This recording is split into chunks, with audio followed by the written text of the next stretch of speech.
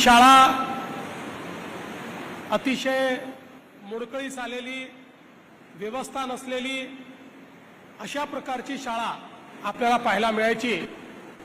पण आज आपण महाराष्ट्रातल्या जिल्हा परिषदेच्या शाळांमध्ये जाऊन बघू शकतो, बहुतांश शाळा या कुठल्याही खाजगी शाळेसारख्या किंवा कधी त्याहीपेक्षा चांगल्या आपल्याला पाहायला मिळतात।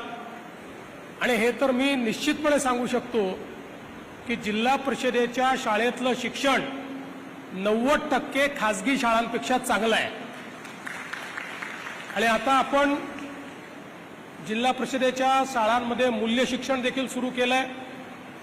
संवैधानिक मूल्य ही आमच्या मुलांना माहिती असली पाहिजेत, हक्क आणि कर्तव्याची जाणीव असली पाहिजे, स्वच्छता, पर्यावरण या संदर्भातली जागृती असली पाहिजे। एक अतिशय चांगला भावी नागरिक हा या शाळांमध्ये तयार झाला पाहिजे, हा आपला प्रयत्न आहे। आणि अर्थातच या सगळ्या प्रयत्नांमध्ये गावकरी आणि पालक यांची महत्त्वाची भूमिका आहे। ज्या ज्या शाळांच्या परिसरातले पालक हे जागृत आहेत, जिथे पालकांची समिती उत्तम काम करते आहे, त्या शाळा बेस्ट शाळा आहेत, उत्तम शाळा आहेत।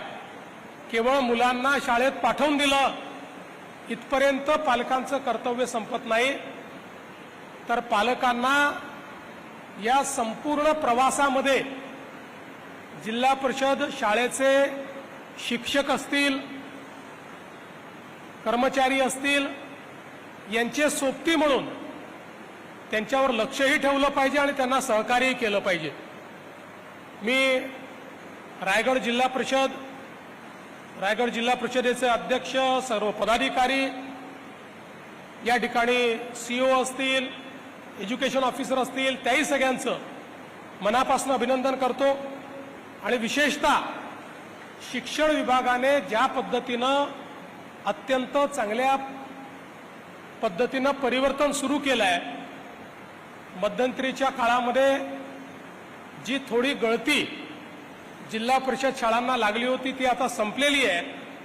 उलट आता खाजगी शाळांमधनं जिल्हा परिषदेच्या शाळेमध्ये विद्यार्थी येण्याचं प्रमाण अनेक जिल्ह्यांमध्ये वाढलेलं आहे।